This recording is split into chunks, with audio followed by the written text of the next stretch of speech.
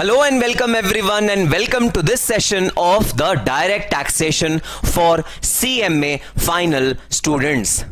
तो जी हां, आपका 100 मार्क्स का paper direct tax and international taxation आज हम शुरू करने जा रहे हैं और बहुत ज्यादा इंपॉर्टेंट सब्जेक्ट है आपके सिलेबस का। Of course one of the lengthiest subjects of group 3।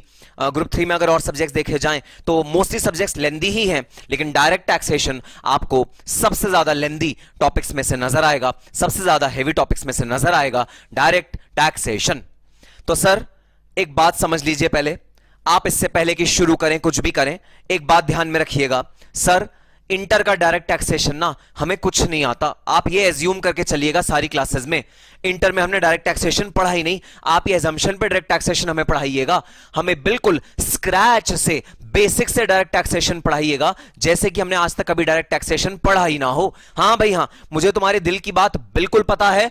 तुम लोग इंटर में जिस भी पैटर्न पे पढ़े हो, मेरा पैटर्न पढ़ाने का डेफिनेटली ये होने वाला है कि मैं तुम्हें एकदम स्क्रैच से पढ़ाऊंगा और प्रोविजंस को एकदम बेस से लेके चलूंगा और बिल्कुल भी ऐसा अज्यूम नहीं करूंगा कि तुमने डायरेक्ट टैक्सेशन इंटर में पढ़ा है। खुश? अब तो ठीक है। हाँ सर, ये एजम्पशन कर दिया आपने, हम खुश हो गए। सर सीएम में इंटर में जब हमने डायरेक्ट टैक्सेशन पढ़ा था तो सर उसका कुछ भी याद नहीं है, कितने जमाने पहले हमने पेपर दे चुके हैं, तो सर ये एजम्पशन हमारे लिए जरूरी है। भाई मैं बात समझ गया, ये एजम्पशन तुम्हारे लिए जरूरी है, मैं भी ये एजम्पशन को अग्री करता हूं। इस एजम्पशन के बेसिस पे मैं शुरू करता हूं हमारा 100 मार्क्स का subject direct taxation and international taxation. ठीक है सर, बात समझ में आ गई। तो भाई अब बात ये उठती है कि सर हम कॉस्ट अकाउंटेंट्स हैं। हाँ भाई हाँ, तुम मतलब हो नहीं, बनोगे फ्यूचर में। अरे सर मेंटली तो हम बन चुके हैं, इंस्टीट्यूट को बस अब ठप्पा देना है, मेंटली हम बन चुके हैं। इतना कॉन्फिडेंस? चलो ठीक है, मेंटली तुम बन चुके हो। सर तो ये बताइए कॉस्ट अकाउंटेंट्स की लाइफ में टैक्सेशन का क्या रोल है? What is the role of taxation in life of cost accountants? Sir cost accountants को अपने कॉस्ट से मतलब होता है material cost, labour cost, overheads, जो भी डिफरेंट तरह के कॉस्ट हैं, जिससे कॉस्ट शीट बनती है, प्रोडक्ट का कॉस्ट निकल के आता है प्रोडक्ट का प्रॉफिट मार्जिन निकल के आता है, प्रॉफिट कितना होना चाहिए प्रोडक्ट में, हमारा कॉस्टिंग के और जो एलिमेंट्स हैं, marginal costing, standard costing. Sir एक कॉस्ट अकाउंटेंट की लाइफ में इसके बियॉन्ड टैक्सेशन का क्या रोल है? डायरेक्ट टैक्सेशन का इसके बियॉन्ड क्या रोल है एक कॉस्ट अकाउंटेंट की लाइफ में? सर जरा आप हमें इस पे थोड़ा सा हाईलाइट करिए। हाँ भाई हाँ, मैं तुम्हें करता हूं हाईलाइट कि कॉस्ट अकाउंटेंट की लाइफ में डायरेक्ट टैक्सेशन का क्या रोल है। तो भाई देखो, फ्रैंकली बोल रहा हूं क्योंकि तुम्हारा वेल विशर हूं, तुम्हारा टीचर हूं, तो तुम्हें मुगालते में नहीं रखना चाहता, कंफ्यूजन में नहीं रखना चाहता, ज्यादा तुम्हारे दिमाग में भ्रम पैदा नहीं करना चाहता। कॉस्ट अकाउंटेंट की लाइफ में डायरेक्ट टैक्सेशन का कुछ भी रोल नहीं होता। ये बस मजबूरी है सब्जेक्ट को पढ़ना। मजबूरी क्यों है? मजबूरी इसलिए क्योंकि इंस्टीट्यूट ने 100 मार्क्स का हमारे सिलेबस में डाला हुआ है। That is the only problem which I have, because of which I have to study and I have to clear this particular subject. In my practical life, in my job, in my company, I will not use direct taxation in any manner whatsoever as a cost accountant. मेरे लिए कोई use ही नहीं है cost accountancy profession में direct taxation का। क्यों use नहीं है सर? क्योंकि सर कॉस्ट अकाउंटेंट्स का जो कोर एरिया होता है, वो कोर एरिया कॉस्ट अकाउंटेंट्स के लिए होता है कॉस्टिंग, कॉस्ट अकाउंट्स मेंटेन करना, कॉस्ट शीट मेंटेन करना, कॉस्ट ऑडिट करना।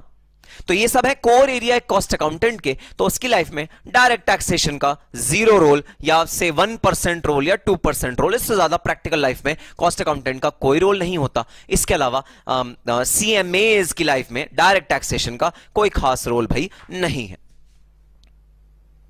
और जो मैंने अभी पिछले 2 मिनट में बोला वो सब बिल्कुल गलत था, बिल्कुल गलत था।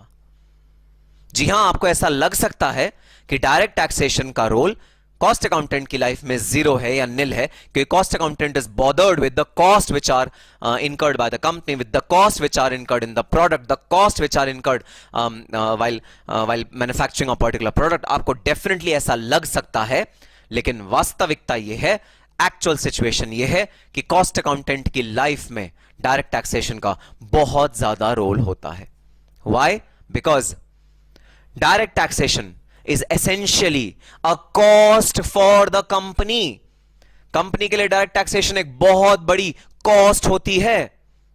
तो हर डिसीजन को लेते हुए कोई भी सीएफओ कोई प्रोडक्ट बनाता है, कोई भी प्रोडक्ट को मैन्युफैक्चर करता है, किसी भी प्रोडक्ट को बना रहा होता है, direct taxation is one of the major things जो उसके दिमाग में हमेशा हमेशा रहता है। और डायरेक्ट टैक्सेशन के इंप्लीकेशन जानने के लिए हर सीएफओ आतुर रहता है। Direct taxation is definitely a cost. Instances हुए हैं हिंदुस्तान की हिस्ट्री में जहां पर डायरेक्ट टैक्सेशन की वजह से कंपनीज ने अपने ऑपरेशंस को बंद करने का फैसला लिया है। ऐसे इंस्टांसेस हुए हैं हिंदुस्तान की सरजमी पे। इतने बड़े बड़े टैक्स केसेस इंडिया के हिस्ट्री में आए हैं, जो टैक्स केसेस में जो टैक्स लायबिलिटी होती थी वो हजारों हजारों करोड़ की होती थी। तो कई कंपनीज ने स्टेटमेंट दिया है कि डायरेक्ट टैक्सेशन की वजह से हम इंडिया छोड़ के जा रहे हैं, क्योंकि डायरेक्ट टैक्सेशन यहां पर बहुत ज्यादा हैवी है। तो जी हां, एक बहुत इंपॉर्टेंट एलिमेंट आपकी कॉस्ट शीट का रहेगा क्या? Direct taxation. इनडायरेक्ट टैक्सेशन तो डेफिनेटली एक इंपॉर्टेंट एलिमेंट होता ही होता है, जीएसटी कितना लगेगा एक प्रोडक्ट पे, लेकिन डायरेक्ट टैक्सेशन भी इक्वली इंपॉर्टेंट होता है। सर, डायरेक्ट टैक्सेशन इंपॉर्टेंट कैसे होता है? डायरेक्ट टैक्सेशन इंपॉर्टेंट ऐसे होता है कि अगर टैक्स रेट किसी भी ईयर में इंक्रीज हो जाता है तो आपका जो प्रॉफिट मार्जिन बचेगा वो रिड्यूस हो जाता है। तो जो कंपनीज बहुत कम प्रॉफिट मार्जिन पे अपना बिजनेस करती हैं, बहुत ज्यादा उनके जो नेट प्रॉफिट रेशियो या जो आफ्टर टैक्सेशन प्रॉफिट रेशियो होता है, जिनका वो बहुत बहुत बहुत कम होता है, अगर डायरेक्ट टैक्सेशन के रेट में थोड़ा सा भी इजाफा आया या थोड़ा सा भी रिडक्शन हुआ तो बहुत बड़ा इंपैक्ट पड़ेगा डिसीजन मेकिंग के कंपनी पे कि भाई हम इस प्रोडक्ट लाइन को, इस प्रोडक्ट को कंटिन्यू करना चाहते हैं या नहीं चाहते। कंपनी कहती है इतनी मेहनत करो प्रोडक्ट को बनाने में, इतना ज्यादा एफर्ट लगाओ पूरे के पूरे कंपनी का प्रोडक्ट को कंस्ट्रक्ट करने में, उसे सेल करने में, उसे मार्केट करने पे, at the end of the day अगर टैक्स के बाद हमारे पास कुछ बचा ही नहीं, कोई मार्जिन हमारे पास बचा ही नहीं, तो फिर कंपनी का क्या फायदा? कंपनी इस तरह से डिसीजन लेती है। सो डायरेक्ट टैक्सेशन का मेजर इंपैक्ट पड़ता है किसी भी कॉस्ट शीट पे, किसी भी डिसीजन मेकिंग पैटर्न पे। Direct taxation is an important element of any business process, any decision making authority. अब भाई आपके फाइनल के कोर्स में एक चीज है इंटरनेशनल टैक्सेशन। इंटरनेशनल टैक्सेशन के केस में तो और भी ज्यादा इंपॉर्टेंट हो जाता है डायरेक्ट टैक्सेशन का रोल इन डिसीजन मेकिंग। मैं आपको देता हूं एग्जांपल। Amazon, बहुत बड़ी कंपनी Amazon ने अपना एक प्रोडक्ट लॉन्च किया जिसका नाम था एलेक्सा। आपने देखा होगा टीवी में उसके बहुत सारे एडवर्टाइजमेंट भी आते हैं।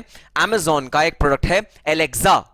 अब एलेक्सा डेवलप हुआ यूएस में, बनाया गया यूएस में, लेकिन उसको सेल कहां करा गया? उसको सेल करा गया इंडिया में लाकर।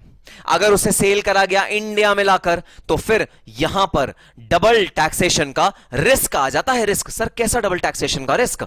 डबल टैक्सेशन का रिस्क ऐसे, यूएस गवर्नमेंट बोलेगी मुझे टैक्स दो, इंडियन गवर्नमेंट बोलेगी मुझे टैक्स दो। अगर दो दो जगह टैक्स पे करना पड़ा तो फिर भाई ऐसा है, एलेक्सा को करो ताले में बंद, अमेज़न पैक करे, अपना बोरिया बिस्तर समेटे और अपने घर बैठे। अगर दो जगह टैक्स पे करना पड़ गया तो सर क्या ऐसा प्रैक्टिकली होता है कि दो जगह टैक्स करना पड़ जाए? यूजुअल सिचुएशन में तो नहीं होता, बट रेयर कुछ ऐसे इंस्टांसेस आए हैं जहां यह चीज भी पॉसिबल होती है। सो एलेक्सा जैसी चीज में, किसी भी तरह के इंटरनेशनल टैक्सेशन में जब भी डिसीजन मेकिंग करी जाती है, डायरेक्ट टैक्सेशन का मेजर रोल होता है कि भाई ये बताओ हमें कहां कहां किस किस कंट्री में कितना कितना टैक्स देना पड़ेगा। कहीं ऐसा ना हो हमारा सारा का सारा प्रॉफिट मार्जिन अलग अलग कंट्रीज में टैक्स देने में निकल जाए और हम क्या लेके बैठे हो हाथ में? कुछ भी नहीं। सो ये एक बहुत इंपॉर्टेंट डिसीजन मेकिंग एलिमेंट है डायरेक्ट टैक्सेशन, जो किसी भी बिजनेस डिसीजन को, किसी भी बिजनेसमैन को इंपैक्ट करता है। तो प्लीज ऐसा मत सोचना कि कॉस्ट अकाउंटेंट्स की लाइफ में सर टैक्सेशन का क्या रोल है। टैक्सेशन हर किसी फाइनेंस प्रोफेशनल को टच करता है इन अ यूनिक वे। हर किसी फाइनेंस प्रोफेशनल के लिए इंपॉर्टेंट होता है direct taxation, and direct taxation is not just a small piece of expenditure, it's a huge piece of expenditure बहुत ज्यादा होता है भाई डायरेक्ट टैक्सेशन का। ऑलमोस्ट मैं बोलूं तो 30% of your revenue, 30% of your income goes in taxation.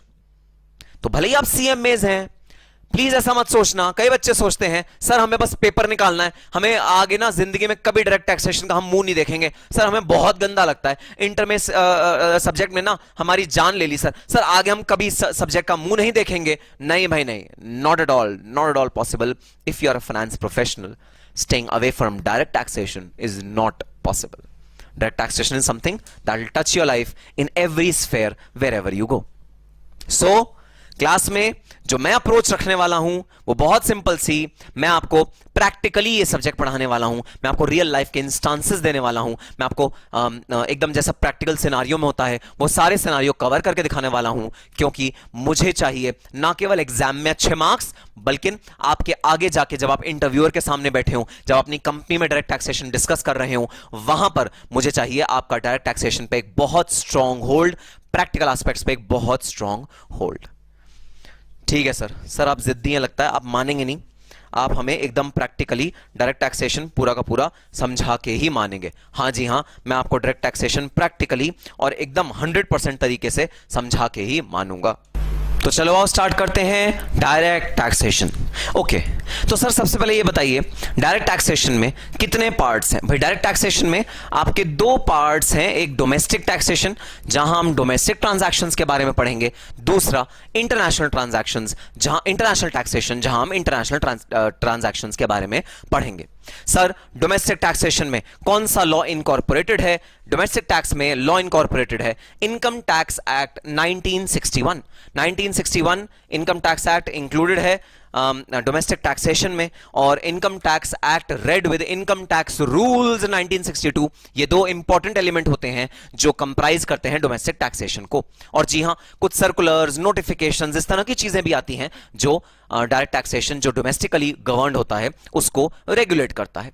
Sir सबसे पहले बताइए what is the difference between domestic taxation and international taxation?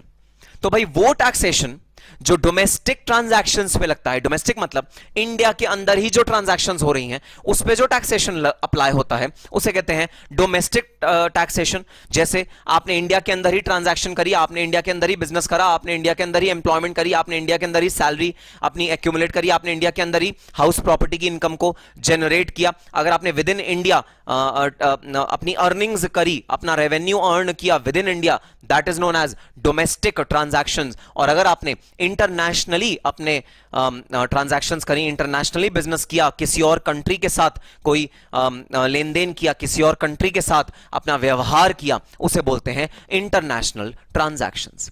So international transaction पे जो टैक्सेशन लगता है उसे बोलते हैं इंटरनेशनल टैक्सेशन। डोमेस्टिक ट्रांजैक्शन पे जो टैक्सेशन लगता है उसे बोलते हैं domestic taxation. So domestic taxation and international taxation are two types of taxation which is there in our syllabus.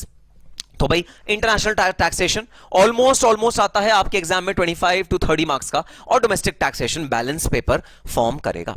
Sir domestic taxation में income tax act 1961, income tax rules 1962, income tax के circulars, income tax के notifications, ये सारी की सारी चीजें domestic taxation में cover होती हैं। सर इंटरनेशनल टैक्सेशन में क्या कवर होता है? इंटरनेशनल टैक्सेशन में भाई सबसे पहले तो कवर होता है income tax act 1961। Cheating sir, cheating sir, cheating sir. Income taxation, income tax act 1961 तो यहां डोमेस्टिक में कवर हुआ था, ये दोबारा इंटरनेशनल पे कैसे कवर हो गया? आपने तो बोला था इनकम टैक्स 1961 हम डोमेस्टिक टैक्सेशन को स्टडी करते हुए पढ़ेंगे, आपने यहां ये दोबारा कैसे लिख दिया? अरे भाई एक्ट में भी प्रावधान है कुछ इंटरनेशनल टैक्सेशन से रिलेटेड, कुछ प्रावधान जो बेसिक सोर्स है इंटरनेशनल टैक्सेशन का वो इनकम टैक्स एक्ट ही है।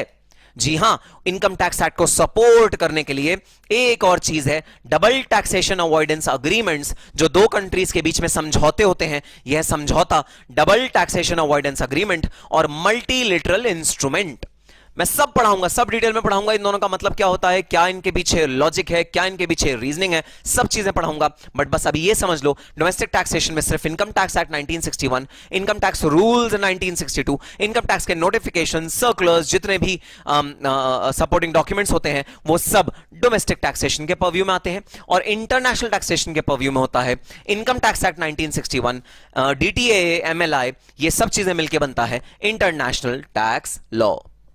So these are the two major parts which we have to study in our syllabus. Sir आज हम कौन सा पार्ट इन दोनों में से शुरू करने वाले हैं? भाई आज हम शुरू करने वाले हैं अपना 30 मार्क्स का, अप्रोक्सीमेटली 30 मार्क्स का पोर्शन, इंटरनेशनल टैक्सेशन। तो जैसा कि मैंने आपको बताया, इंटरनेशनल टैक्सेशन मींस वो वाला टैक्सेशन जो इंटरनेशनल ट्रांजैक्शंस पे अप्लाई होता है, उसे बोलते हैं इंटरनेशनल टैक्सेशन। ये हमारे सिलेबस में 25 to 30 मार्क्स का मैंडेटरी आता ही आता है। अब सुनना कमाल की बात, सुनना कमाल की, इस 70 to 75 मार्क्स को ऑब्टेन करने के लिए तुम्हें पढ़ने पड़ेंगे बहुत सारे चैप्टर्स, और इस 25 to 30 मार्क्स को ऑब्टेन करने के लिए तुम्हें पढ़ना पड़ेगा सिर्फ एक चैप्टर, इंटरनेशनल टैक्सेशन। तो ये जो पार्ट है आपके सिलेबस का, इसको आपको बहुत अच्छी तरह से तैयार करना पड़ेगा, बहुत अच्छी तरह से समझना पड़ेगा, ताकि आप इसके इफेक्टिव ये 30 to 25 मार्क्स ऑब्टेन कर सको अपने एग्जामिनेशन में। उनको ऑब्टेन करने के लिए आपको ये वाला पार्ट बहुत अच्छी तरह समझना पड़ेगा, पार्ट ऑफ इंटरनेशनल टैक्सेशन। ठीक है सर, तो चलो स्टार्ट करते हैं इंटरनेशनल टैक्सेशन। सब hold on sir, hold on, time please. क्या हुआ सर? फिर वही बात सामने आ रही है सर, कहीं इंटरनेशनल टैक्सेशन का बैकग्राउंड डोमेस्टिक टैक्सेशन तो नहीं है? फिर सर हमें समझने में प्रॉब्लम होगी, क्योंकि डोमेस्टिक टैक्सेशन हमने आपको बताया सीएम में इंटर में कोई ढंग से नहीं करा सर फिर समझने में प्रॉब्लम होगी, आप ये पढ़ा दोगे फिर हम आगे कैसे बढ़ेंगे सर, फिर दोबारा दिक्कत होगी सर। कहीं सीएम में इंटर का डोमेस्टिक टैक्सेशन या डोमेस्टिक टैक्सेशन एज सच कहीं रिलेटेड तो नहीं है इंटरनेशनल टैक्सेशन से? कहीं हमें समझने में दिक्कत तो नहीं होगी इंटरनेशनल टैक्सेशन को? अगर हम डोमेस्टिक टैक्सेशन को बहुत अच्छे तरह नहीं पढ़े हैं तो कोई दिक्कत नहीं होगी। International taxation is absolutely a new, a fresh topic which is there in your syllabus. इसका domestic taxation से लिंक तो है, लेकिन मैं वो लिंक समझाऊंगा तुम्हें स्क्रैच से। बिल्कुल भी अपने दिमाग से ये बात निकाल देना कि तुमने पीछे कुछ पढ़ा होना चाहिए इंटरनेशनल टैक्सेशन को समझने के लिए। कोई दिक्कत नहीं है इंटरनेशनल टैक्सेशन को फ्रेश स्टार्ट करने के लिए, even if your mind has no memories of domestic taxation. हाँ भाई हाँ, तुम गजनी हो, गजनी नहीं याद है तुम्हें डोमेस्टिक टैक्सेशन के कोई भी प्रोविजन, कोई टेंशन नहीं है। International taxation is independent of domestic taxation. जहां भी डिपेंडेंस होगी वहां मैं तुम्हें एक्सप्लेन करूंगा ढंग से। ठीक है सर, अब रिलीफ आ गया। ठीक है सर, अब हम इंटरनेशनल टैक्सेशन को स्टार्ट कर सकते हैं। तो भाई इंटरनेशनल टैक्सेशन का जो बेस है वो बेस है इंटरनेशनल ट्रांजैक्शंस। इंटरनेशनल टैक्सेशन का जो बेस है वो बेस है इंटरनेशनल ट्रांजैक्शंस। इंटरनेशनल ट्रांजैक्शंस का मतलब ये ऐसी ट्रांजैक्शंस जो विद इन इंडिया नहीं हो रही, जो इंडिया और किसी और कंट्री के बीच में हो रही हैं, they are known as international transactions. So जो टैक्सेशन इंटरनेशनल ट्रांजैक्शन पे अप्लाई करता है उस वाले टैक्सेशन को बोलते हैं इंटरनेशनल टैक्सेशन। सर ये क्या मतलब हुआ? सर ये क्या मतलब हुआ? गलत बात है सर चाहे ट्रांजैक्शन डोमेस्टिक हो चाहे ट्रांजैक्शन इंटरनेशनल हो, लॉ तो दोनों पे एक ही लगना चाहिए। ये क्या नाइंसाफी है सर? नाइंसाफी क्यों सर? चाहे मैं अपने इंडिया के ही लोगों से डील कर रहा हूं, चाहे मैं इंडिया बाहर जाके एशिया के लोगों से डील कर रहा हूं, सर अलग अलग लॉ क्यों? अरे मेरा प्रोडक्ट सेम है। सपोज मैं हल्दीराम के नमकीन बेचता हूं, मैं हल्दीराम के नमकीन बेचता हूं, ये मेरा व्यापार है। मैं हल्दीराम से थोक में नमकीन खरीदता हूं, वो नमकीन मैं बाहर जाके या इंडिया में बेचता हूं। मैं उनका होलसेलर हूं या रिटेलर हूं। मैं हल्दीराम के ऑथराइज फ्रेंचाइजी मैंने ली हुई है, मैं हल्दीराम के प्रोडक्ट्स को डिस्ट्रीब्यूट करता हूं। सर ऐसा क्यों? ऐसा क्यों कि सर अगर मैं वो बेचूं इंडिया में, अगर ट्रांजैक्शन हो इंडिया में सर, तो मेरे पे लगेगा इनकम टैक्स एक्ट 1961। और अगर मैं बेचूं इंडिया से बाहर जाके, अगर मैं बेचूं फॉरेन कंट्रीज में, तो मेरे पे लगेगा एक डिफरेंट लॉ। सर ऐसा क्यों? ऐसा कैसे हो सकता है सर? ऐसा क्यों हमारे लॉ ने करा है? इतना ज्यादा कॉम्प्लिकेशन क्यों आ गई है? रीजन बड़ा सिंपल सा है। जब तुम व्यापार करते हो इंडिया के अंदर अंदर, तो तुम्हारी जो गवर्निंग अथॉरिटी होती है वो होती है Indian income tax act. Indian income tax act या इंडियन इनकम टैक्स अथॉरिटी। तुम्हें गवर्न कौन कर रहा है? Indian income tax authority. तो वहां पर जो लॉ लगता है वो कौन चलाता है? इंडियन इनकम टैक्स अथॉरिटी चलाती है। और जैसे ही तुमने किसी और की सरजमी पे पैर रख दिया और वहां पर तुम कोई इकोनॉमिक ट्रांजैक्शन करने लगे, वहां पर एक और बंदा पिक्चर में आ जाता है। वो बंदा कौन है? वो बंदा है US revenue authorities, which are the income tax department of US. US का इनकम टैक्स डिपार्टमेंट होता है यूएस रेवेन्यू अथॉरिटीज। सो जो डोमेस्टिक ट्रांजैक्शंस होती हैं, डोमेस्टिक ट्रांजैक्शंस को गवर्न करती हैं इनकम टैक्स अथॉरिटीज। और जहां पर तुमने अपनी कंट्री से बाहर किसी और की कंट्री में पैर रखा, वहां पर फॉरेन कंट्री की इनकम टैक्स अथॉरिटीज भी पिक्चर में आ जाएंगी। हमारे केस में यूएस रेवेन्यू अथॉरिटीज भी पिक्चर में आ जाएंगी। यह रीजन है कि हमको ज्यादा सतर्क रहना पड़ेगा इंटरनेशनल ट्रांजैक्शन में। हमें जो हम डोमेस्टिक ट्रांजैक्शन में टैक्सेशन कर रहे हैं उसके अलावा कुछ और करना पड़ेगा इंटरनेशनल ट्रांजैक्शन में। हमें ज्यादा सतर्क रहना पड़ेगा, बिकॉज एक और एंटिटी है जो कि इन्वॉल्व हो गई है, एक और टैक्स अथॉरिटी है जो कि इन्वॉल्व हो गई है इस पूरी की पूरी ट्रांजैक्शन में, which is US revenue authorities. और यह रीजन है कि हम क्यों इंटरनेशनल टैक्सेशन अलग से पढ़ते हैं। तो जो ट्रांजैक्शन इंटर कंट्री होती है उसका लॉ अलग, और जो ट्रांजैक्शन विद इन कंट्री होती है उसका लॉ अलग। यही रीजन है कि इन दोनों लॉ में हल्का सा होता है डिफरेंस। ठीक है सर, बात समझ में आ गई। तो यह है रेलेवेंस इंटरनेशनल टैक्सेशन का। अब आओ समझते हैं, what do you mean by international transaction. ये इंटरनेशनल ट्रांजैक्शन क्या होती है? भाई सबसे पहले बता दो ये ट्रांजैक्शन क्या होती है, फिर मैं तुम्हें बता दूंगा इंटरनेशनल ट्रांजैक्शन क्या होती है। मुझे बता दो ट्रांजैक्शन क्या होती है, फिर मैं तुम्हें बता दूंगा इंटरनेशनल ट्रांजैक्शन क्या होती है। तो मुझे तुम ट्रांजैक्शन की बस डेफिनेशन बता दो। ठीक है सर। सर ट्रांजैक्शन की डेफिनेशन सुनिए। सर ट्रांजैक्शन की डेफिनेशन है any activity which takes place between two और more people, it is known as a transaction. कोई भी ऐसी एक्टिविटी जो दो लोगों के बीच में होती है उसे कहते हैं ट्रांजैक्शन। तो भाई ट्रांजैक्शन किस तरह की हो सकती है? ट्रांजैक्शन हो सकती है भाई सेल परचेज, हां जी, लीज ऑफ प्रॉपर्टी, हां जी, कैपिटल एसेट सोल्ड, हां जी, rent income from rent which is received, हां जी, ट्रांजैक्शन, ब्याज मिलना, इंटरेस्ट, ब्याज मिलना, इंटरेस्ट, लोन की ट्रांजैक्शन दो लोगों के बीच में, हां जी, ट्रांजैक्शन। तो बिजनेस की जितनी भी तुम ट्रांजैक्शन सोच सकते हो सब ट्रांजैक्शन किसके पर्व्यू में आ जाती हैं? ट्रांजैक्शन के पर्व्यू में आ जाती हैं। एनी बिजनेस एक्टिविटी और every business activity is covered under the purview of transaction. So first word is transaction. तो buy, sale, lease out, interest received, dividend received, royalty income, any kind of business transaction which happens between two or more people is known as transaction. अब सवाल उठता है, what do you mean by international transaction? What do you mean by international transaction? तो भाई ऐसी transaction जो दो countries के दो इंडिविजुअल्स के बीच में होती हैं, जहां क्रॉस बॉर्डर ट्रांजैक्शन इन्वॉल्व होती है, उसे बोलते हैं इंटरनेशनल ट्रांजैक्शन। वो ट्रांजैक्शन जो सरहद को पार करके बाहर भी चली जाती है उसे बोलते हैं इंटरनेशनल ट्रांजैक्शन या क्रॉस बॉर्डर ट्रांजैक्शन।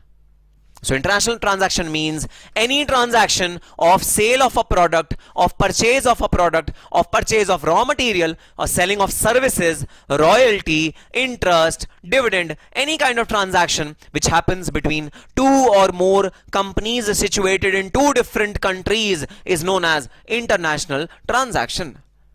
और मैंने आपको पहले ही बताया भाई, जहां दूसरी गवर्नमेंट इन्वॉल्व हो गई वहां मुझे रहना पड़ेगा ज्यादा सतर्क। सर ऐसा क्यों बोल रहे हो? क्या यह गवर्नमेंट बदमाश है? क्या यह गवर्नमेंट मिस्चीवियस है जिसकी वजह से ज्यादा सतर्क रहना पड़ेगा?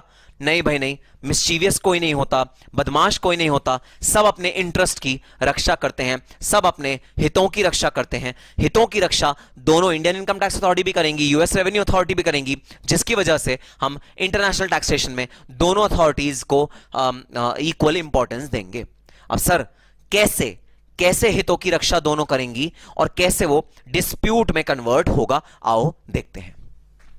भाई यहां यह है इंडिया, इंडिया में है मिस्टर ए, मिस्टर ए का क्या काम? मिस्टर ए का ये काम, वो ऑथराइज्ड डीलर हैं हल्दीराम्स के प्रोडक्ट वो इंडिया से उठाते हैं, इंडिया से खरीदते हैं और इंडिया में वो ऑथराइज्ड डीलर हैं हल्दीराम्स के प्रोडक्ट के, वो इंडिया से ये प्रोडक्ट लेके बेचते हैं यूनाइटेड स्टेट्स ऑफ अमेरिका में। तो भाई यूनाइटेड स्टेट्स ऑफ अमेरिका में है mister Joseph, who is a firang, लेकिन उन्हें हल्दीराम के जो चटपटे नमकीन होते हैं, जो उनकी मिठाइयां होती हैं या उनके जो स्नैक्स होते हैं, बहुत पसंद है मिस्टर जोसेफ को। तो मिस्टर ए क्या करते हैं? मिस्टर ए हल्दीराम के प्रोडक्ट्स को खरीदते हैं और उन्हें सेल करते हैं। कहां पर? यूएस में सेल करते हैं।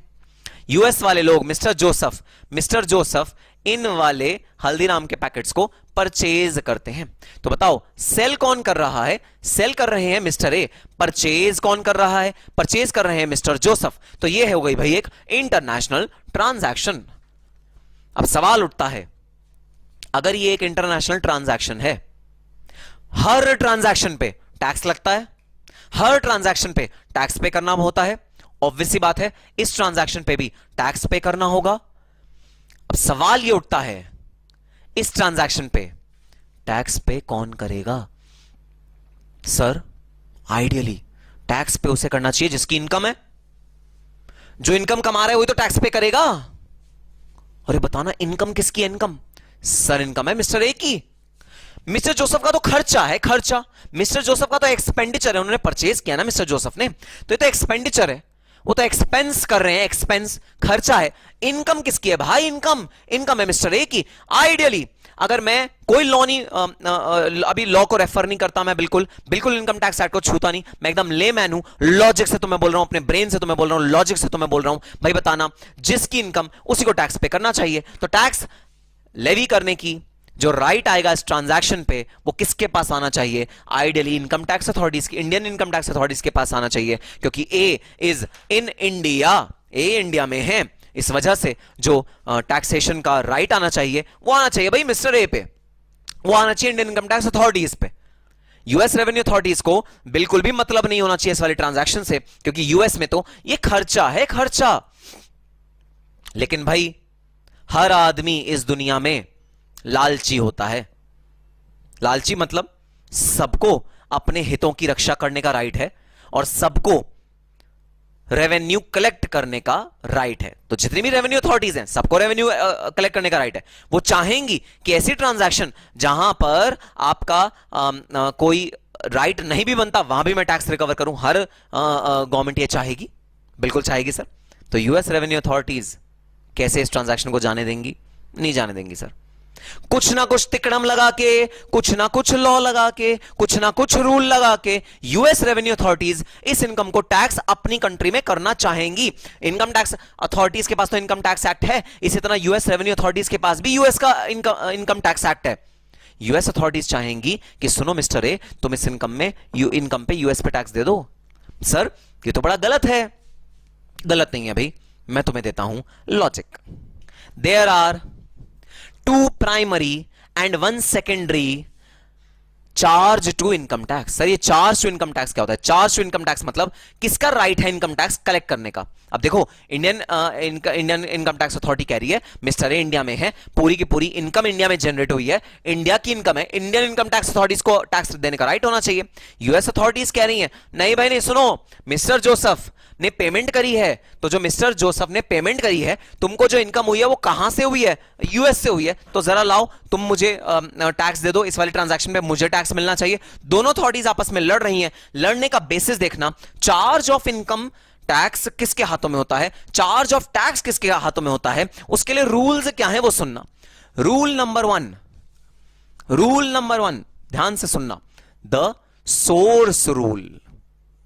सोर्स रूल का मतलब यह कि इनकम टैक्स अराइज कहां से हो रहा है, कौन से वो एसेट्स हैं, कौन से वो इंफ्रास्ट्रक्चर है, कौन सी वो कंपनी है, कौन सा वो पूरा सेटअप है जिसकी वजह से इनकम टैक्स या इनकम की ये ट्रांजैक्शन जो है जिसमें इनकम हो रही है वो अराइज हो रहा है। इंटरनेशनल ट्रांजैक्शन जो हो रही है उसका सोर्स क्या है, उसका जड़ क्या है? बताना इस ट्रांजैक्शन में जड़ क्या है? सर जड़ है हल्दीराम्स और मिस्टर ए और हल्दीराम्स की डील, फ्रेंचाइजी डील। तो जो इस ट्रांजैक्शन का सोर्स है वो इंडिया है। कैसे? हल्दीराम की बताओ फैक्ट्री कहां है? इंडिया में। मिस्टर ए सिचुएटेड कहां है? इंडिया में। मिस्टर और हल्दीराम के बीच में तो डील हुई है वो कहां हुई है? इंडिया में। मिस्टर ए के पास जो पूरा इनकम आया वो कहां है? इंडिया में। सब की सब चीजें इंडिया में हो रही हैं। तो अब होगा क्या? होगा ये, इंडियन इनकम टैक्स अथॉरिटीज बोलेंगी कि भाई ये जो इनकम जनरेट हो रही है, ये इनकम जनरेट हो रही है इंडिया की सरजमी पे। जितना भी इकोनॉमिक एक्टिविटी हो रही है, जैसे वो जो नमकीन प्रोड्यूस हो रहा है, हल्दीराम्स की जो फैक्ट्री सिचुएटेड है, हल्दीराम्स का जो हेड ऑफिस सिचुएटेड है, जितना भी काम हो रहा है वो सब हो रहा है इंडिया की सरजमीन पर। और यूएस टैक्स अथॉरिटीज बोलेंगी, अरे सुनना, ये जो पूरा सेल्स हुई है, जो इनकम जनरेशन हुआ है, वो इनकम जनरेशन हुआ है यूएस की सरजमी पे।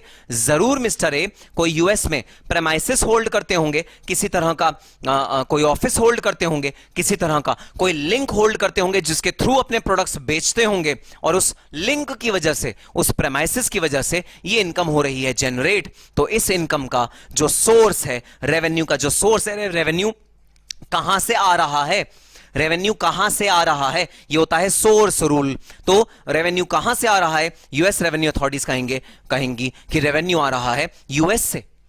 इंडियन टैक्स अथॉरिटीज कहेंगी रेवेन्यू आ रहा है इंडिया से।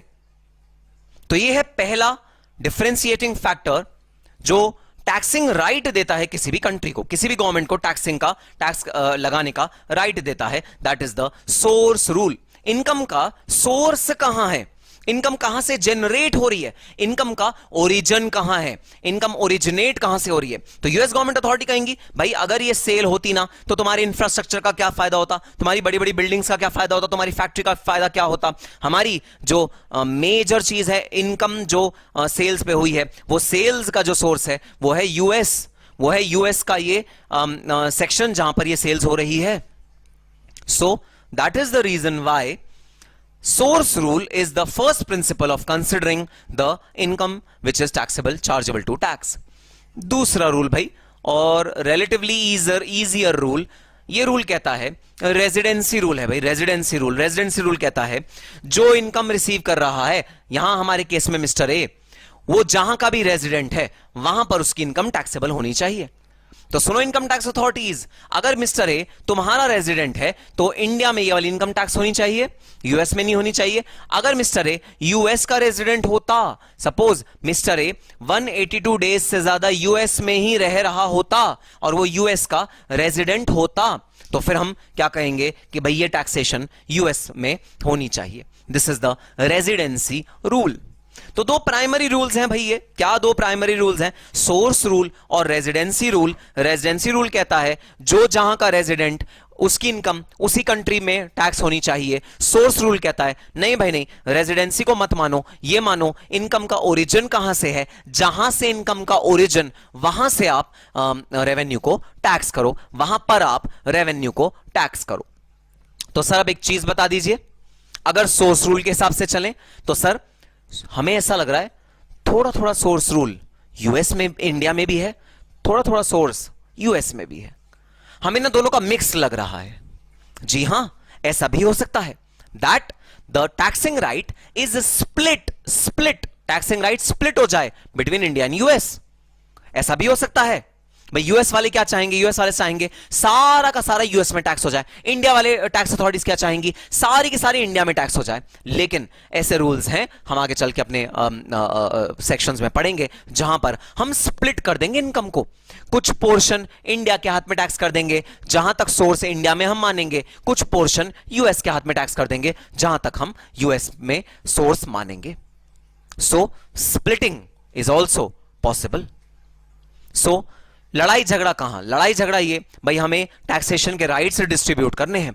इंटरनेशनल ट्रांजैक्शन में सबसे बड़ी दुख की बात ही ये होती है, हमें टैक्स कौन करेगा, यूएस करेगा या इंडिया करेगा, इसको स्प्लिटिंग करना है। इसको स्प्लिटिंग करते हुए हमें दिक्कत ही आती है किस कंट्री को हम कितना राइट दें स्प्लिट करने का। जिस कंट्री को हम ज्यादा राइट देंगे स्प्लिट करने का वो खुश रहेगा, जिस कंट्री को हम कम राइट देंगे स्प्लिट करने का वो नाराज रहेगा हमसे। अब सर ये हम कौन है, कौन स्प्लिटिंग राइट देता है कंट्रीज को? स्प्लिटिंग राइट देती हैं कंट्रीज खुद।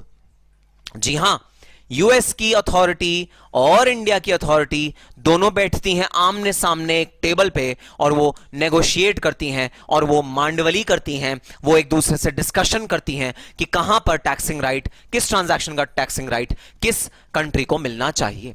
This is known as the mutual discussion, which is documented in a document called DTAA. अब सुनना, डबल टैक्सेशन अवॉइडेंस अग्रीमेंट क्या होता है भाई. इस पूरी ट्रांजैक्शन में इंडियन गवर्नमेंट बोलेगी, सुनो मिस्टर ए, तुम रेजिडेंट हो इंडिया के, तो जरा रेजिडेंट रूल लगा दो और इंडिया में पूरा का पूरा टैक्स दे दो. यूएस गवर्नमेंट कहेगी, सुनो मिस्टर ए, तुम सोर्स रूल लगा दो, सोर्स रूल, और ऐसा मानो कि तुम्हारी इनकम यूएस से ओरिजिन हुई है और तुम पूरा का पूरा टैक्स दे दो यूएस में. यहां हो जाएगा डिस्प्यूट, यहां हो जाएगी लड़ाई. इस लड़ाई में कौन मारा जाएगा? मिस्टर ए मारा जाएगा, क्योंकि उसको पे करना पड़ेगा 2 बार टैक्स. सेम इनकम पे 2 बार टैक्स. एक बार टैक्स लगाएगी इंडियन इनकम टैक्स अथॉरिटी, वो तो ऑब्वियसली उसके लिए रेजिडेंट रूल बेनिफिशियल है ना. यहां पर वो कहेगी रेजिडेंट रूल के हिसाब से आप हमें टैक्स दे दो. और दूसरा टैक्स लगाएगी US government authority, US authority. क्यों यूएस अथॉरिटी टैक्स लगाएगी? क्योंकि यूएस अथॉरिटी लगाएगी सोर्स रूल. वो कहेगी देखो सोर्स ऑफ इनकम कहां है, यूएस से आ रहा है सोर्स ऑफ इनकम, तो तुम यूएस में टैक्स दे दो. तो यहां पर अराइज होगा सिचुएशन ऑफ डबल टैक्सेशन. और यहां जब situation of double taxation arise होगा तो मारा कौन जाएगा? मारा जाएगा मिस्टर ए. इसलिए जरूरत है, यहां इनकम टैक्स एक्ट यूएस वाला अप्लाई होता है, यहां इनकम टैक्स एक्ट इंडिया वाला अप्लाई होता है. अब जरूरत इस बात की है कि भाई हम लोग मांडवली करें. जहां पर भी ऐसी सिचुएशन राइज हो रही है कि दोनों कंट्रीज में टैक्स होने का चांस बन गया है, वहां पर डीटीएए हमको बताएगा कौन सी कंट्री को राइट मिलेगा टैक्स लेने का. नहीं भाई नहीं, ऐसा नहीं हो सकता कि दोनों कंट्रीज को टैक्स लेने का राइट मिल जाए, वरना एक ही इनकम पे 2 बार टैक्स लग जाएगा. And it is a golden principle of law that double taxation is not permissible under the income tax laws. Double taxation permissible नहीं होते हैं. जी सर, तो अगर डबल टैक्सेशन परमिसेबल नहीं होते हैं तो एक को, किसी भी एक को टैक्सिंग राइट मिलेगा. वो टैक्सिंग राइट किससे मिलेगा? वो मिलेगा डबल टैक्सेशन अवॉइडेंस अग्रीमेंट से.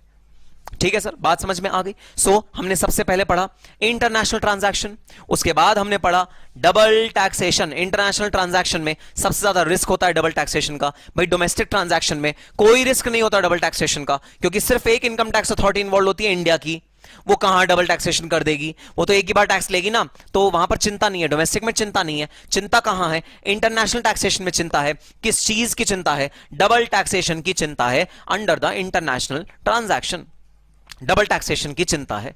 इस चिंता को दूर करने के लिए हम एंटर करते हैं डबल टैक्सेशन अवॉइडेंस अग्रीमेंट. ये क्या होते हैं? यहां पर दोनों कंट्रीज के रिप्रेजेंटेटिव्स आपस में अक्रॉस द टेबल बैठते हैं, आपस में डीलिंग करते हैं, आपस में मांडवली करते हैं और दोनों मिलकर एक अग्रीमेंट बनाते हैं. उस अग्रीमेंट का नाम है डबल टैक्सेशन अवॉइडेंस अग्रीमेंट. और दोनों इस पर हस्ताक्षर करते हैं. हस्ताक्षर करने के बाद ये डीटीए इन फोर्स आ जाता है, ये मार्केट में आ जाता है और डीटीए हमारा एनैक्ट हो जाता है.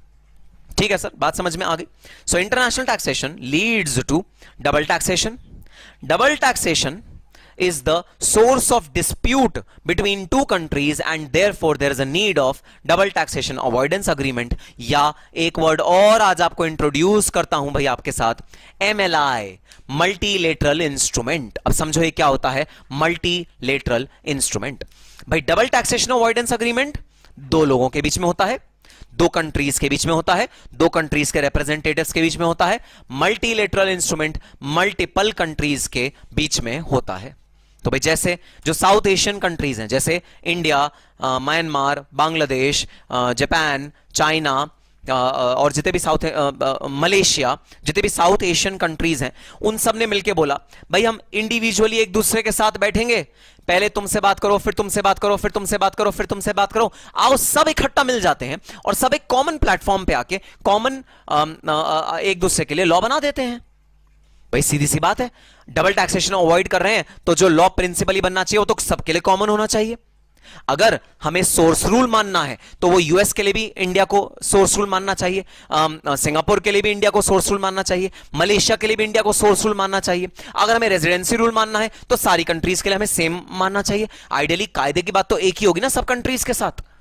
तो इसलिए एक नया कॉन्सेप्ट आया, कॉन्सेप्ट का नाम है एमएलआई, जिसके अंदर दो कंट्रीज आपस में बैठ के बात नहीं करेंगी, मल्टीपल कंट्रीज आपस में बैठ के बात करेंगी और एक निष्कर्ष तक पहुंचेंगी कि भाई टैक्सेशन का राइट किसके हाथ में होना चाहिए। सो दो concepts, DTA double taxation avoidance agreements and MLI, MLI मतलब मल्टीलेटरल इंस्ट्रूमेंट।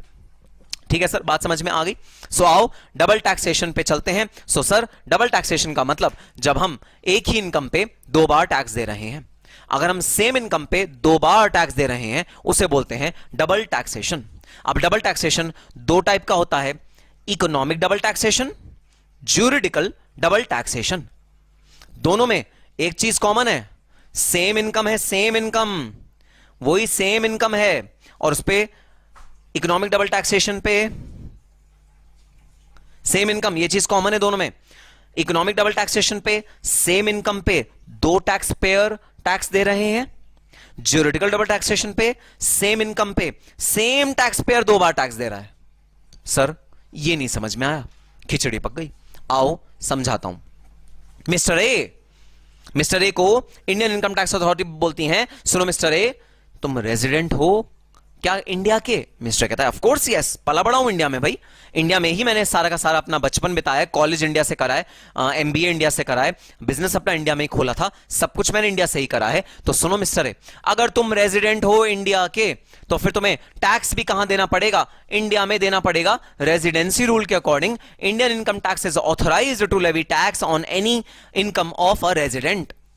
मिस्टर ने कहा ठीक है, मैं पे कर देता हूं।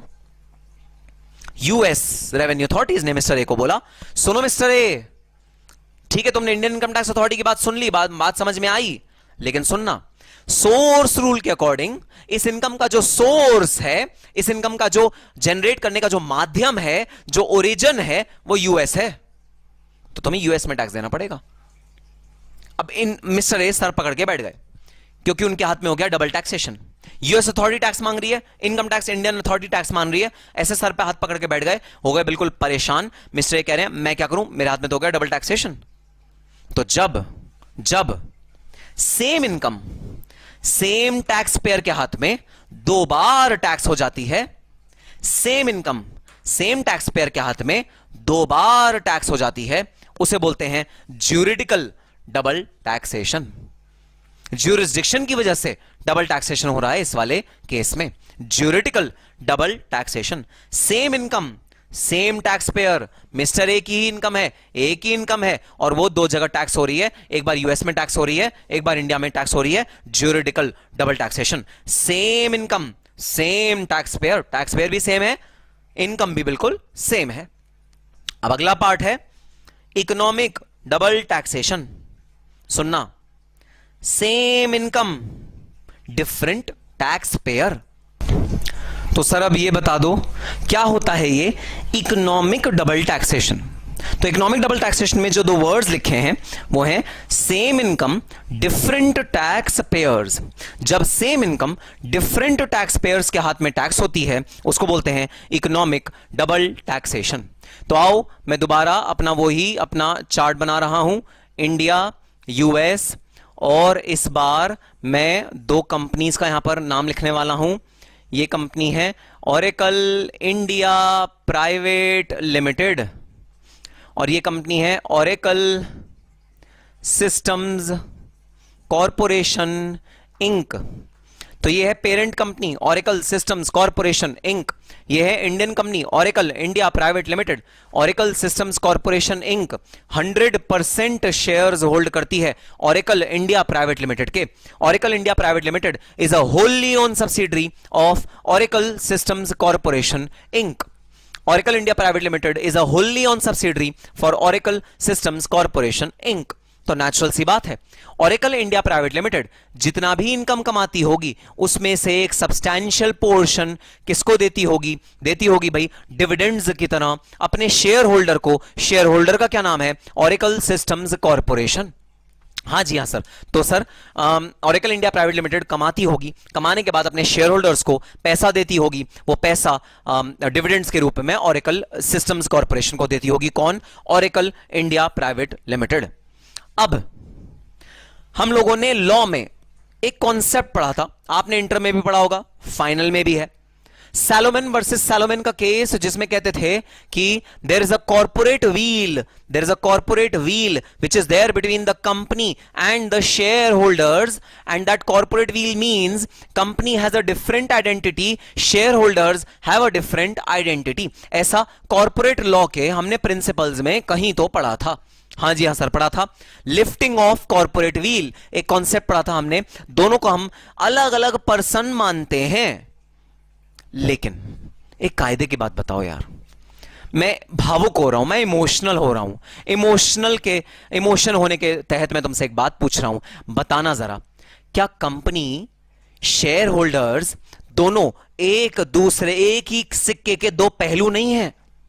क्या दोनों एक ही पर्सन नहीं है? क्या दोनों एक ही चीज के दो रूप नहीं हैं? अरे भाई, शेयर होल्डर ही तो कंपनी है और कंपनी ही तो शेयर होल्डर है। शेयर होल्डर ही तो सारे डिसीजन लेता है, कंपनी में कैसे काम होगा, क्या काम होगा, operation activity board of director को दी जाती है, बोर्ड ऑफ डायरेक्टर चूज कौन करता है, अगेन शेयर होल्डर चूज करते हैं। तो ये सारा का सारा काम जो होता है वो कंपनी और शेयर होल्डर की मिली भगत से ही तो होता है। तो ये जो लिफ्टिंग ऑफ कॉर्पोरेट व्हील का कंसेप्ट है, ये जो कंसेप्ट है कि दो लोग अलग अलग होते हैं, या दो जो एंटिटीज होती हैं, ये जो दो पर्सन है वो अलग अलग दो पर्सन है, ये जो पूरा कॉन्सेप्ट है जो हम लॉ में पढ़ते हैं, भाई इस वाले कॉन्सेप्ट के चलते जरा मुझे बता दो, क्या प्रैक्टिकली, वो कॉन्सेप्ट को ध्यान में रखो, लेकिन क्या प्रैक्टिकली, क्या शेयर होल्डर और कंपनी एक ही बात है या दोनों अलग अलग बात है? वो कॉन्सेप्ट मैंने लॉ में पढ़ा है, वो बिल्कुल ठीक है, लेकिन सर अगर हम प्रैक्टिकली सोचें तो सर एक ही बात है। जो बिजनेस इनकम, सुनना जरा ध्यान से, जो बिजनेस इनकम कंपनी कमा रही है, वो बिजनेस इनकम, अरे भाई कंपनी अपने पास रख के क्या करेगी? थोड़ा सा तो री इन्वेस्टमेंट के लिए चाहिए होता है, लेकिन बाकी कंपनी अपने पास रख के क्या करेगी? क्या कंपनी ये कहेगी कि भाई मुझे एक बहुत बड़ा बंगला चाहिए, मैं अपना बंगला खरीदना चाहता हूं, या मुझे गाड़ियां चाहिए जिसमें मैं बैठ के सवारी करूं और मैं निकल लूं? क्या डिस्पोजेबल इनकम कंपनी डिस्पोज कर सकती है? Answer is no. Disposable income कौन डिस्पोज कर सकता है? भाई सिर्फ और सिर्फ शेयर होल्डर्स ही डिस्पोज कर सकते हैं, जो डिविडेंड्स के रूप में कंपनी से इनकम को एक्सट्रैक्ट कर लेते हैं। तो अब जरा कायदे की बात बताना, same income which is business income, क्या वो दो लोगों के हाथ में टैक्स नहीं हो रही? कौन दो लोग? एक तो ओरेकल इंडिया प्राइवेट लिमिटेड, वो पीजीबीपी के सेक्शन के अंदर टैक्स दे रहा है, और ओरेकल सिस्टम्स कॉर्पोरेशन जो उसकी होली ओन सब्सिडरी है, वो भी डिविडेंड के रूप में टैक्स दे रहा है। क्या सेम इनकम दो लोगों के हाथ में टैक्स नहीं हो रही? सर ये तो चलो आप कह रहे हो दो लोग हैं, ठीक है, एक एग्जांपल और ले लेते हैं, एग्जांपल दे देखना, लैंडलॉर्ड एंड टेनेंट के बीच का एग्जांपल है, लैंडलॉर्ड एंड टेनेंट के बीच का एग्जांपल है। लैंडलॉर्ड टेनेंट को रहने की परमिशन देता है, राइट टू यूज देता है, और टेनेंट लैंडलॉर्ड को रॉयल्टी नहीं, रेंट देता है, रेंट। तो लैंडलॉर्ड टेनेंट को राइट टू यूज देता है, टेनेंट लैंडलॉर्ड को रेंट देता है।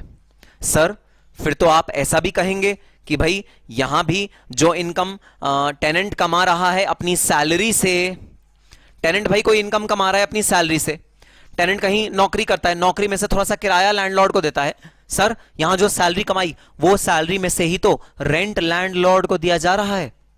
तो सर क्या यहां भी सेम इनकम, बस नाम ही तो चेंज हो गया, सेम इनकम दो बार टैक्स नहीं हो रही? नहीं भाई नहीं, यहां सेम इनकम दो बार टैक्स नहीं हो रही। क्यों? क्योंकि there are these two people are very different from each other, ये दोनों लोग अलग अलग हैं।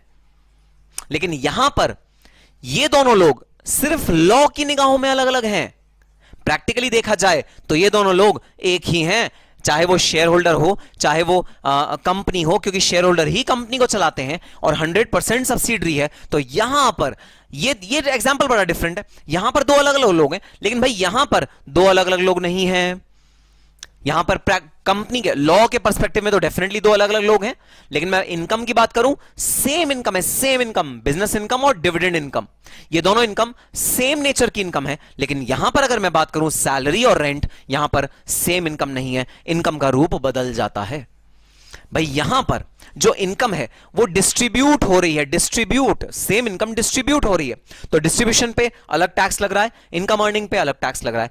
यहां पर इनकम एक्सपेंस ऑफ हो रही है, एक्सपेंस ऑफ, आप इनकम से खर्चा कर रहे हो, ये खर्चा नहीं है, इसे आप खर्चा नहीं बोल सकते, इसे बोलोगे डिस्ट्रीब्यूशन। तो सर खर्चा कैसे बोलेंगे? खर्चा बोलेंगे इसको जब हम सैलरी की इनकम को रेंट की तरह दे देते हैं, तो इसको हम बोलेंगे खर्चा या एक्सपेंडिचर। सो सेम इनकम यहां पर 2 बार टैक्स हो रही है। अगर सेम इनकम यहां पर 2 बार टैक्स हो रही है, 2 अलग अलग टैक्स पेयर्स के हाथ में, एक बार ओरेकल इंडिया के हाथ में, एक बार ओरेकल सिस्टम कॉर्पोरेशन के हाथ में, क्योंकि भाई लॉ इन दोनों को अलग अलग मानता है, लेकिन भाई मैं इनकम तो सेम ही मान रहा हूं, मुझे लगता है ये दोनों इनकम बिल्कुल सेम है, और ये 2 अलग अलग लोगों के अगर हाथों में टैक्स हो रही है, तो भाई इसे कहते हैं economic double taxation. Economic double taxation means income which is taxable in hands of 2 different taxpayers, but the income should be same income. Same income 2 different taxpayers के हाथ में टैक्स हो रही है। जी हां, आपने लॉ में यही पढ़ा है कि शेयर होल्डर और कंपनी मींस डिफरेंट थिंग्स, तो उनकी इनकम भी अलग अलग होगी, लेकिन भाई अगर प्रैक्टिकली देखा जाए तो business income is equal to dividend income. Business income से ही डिविडेंड इनकम अराइज होती है, तो बिजनेस इनकम को आप पहले टैक्स कर देते हो कंपनी के हाथ में, फिर आप डिविडेंड इनकम को टैक्स कर देते हो शेयर होल्डर के हाथ में। गलत बात, double taxation, economic double taxation. अब जो हम DTAA पढ़ेंगे, डबल टैक्सेशन अवॉइडेंस अग्रीमेंट पढ़ेंगे, उसके अंदर जो हम डबल टैक्सेशन का एरिया कवर करेंगे वो सिर्फ और सिर्फ ज्यूरिडिकल डबल टैक्सेशन होगा। भाई इकोनॉमिक डबल टैक्सेशन होता है, पास्ट में हुआ है और आगे भी होता रहेगा, इसको रोका नहीं जा सकता, इकोनॉमिक डबल टैक्सेशन को रोका नहीं जा सकता।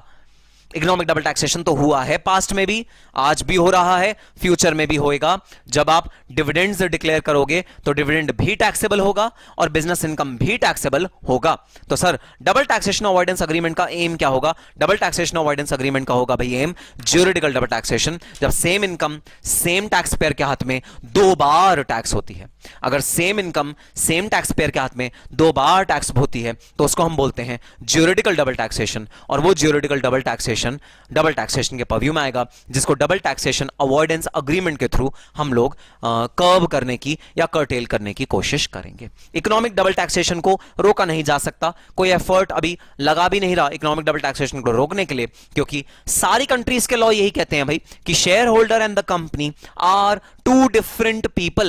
If they are 2 different people, then business income and dividend income are 2 different streams of income, and therefore if you tax both of them separately there is no harm in it. सारे countries के law यही कहते हैं। So economic double taxation, juridical double taxation, DTAA जो बनता है वो किसको एम करता है?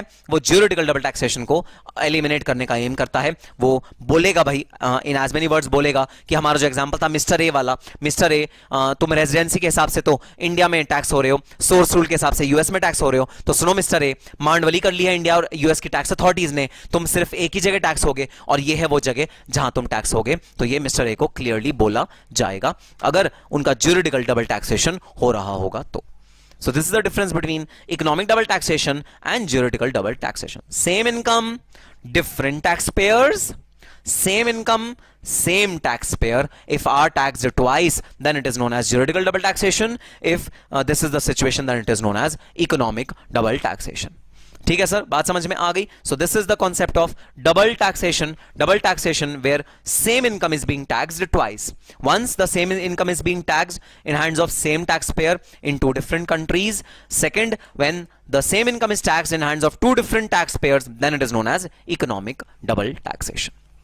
ठीक है सर, बात समझ में आई। तो ये था हमारा concept of double taxation and international transaction. ठीक है सर।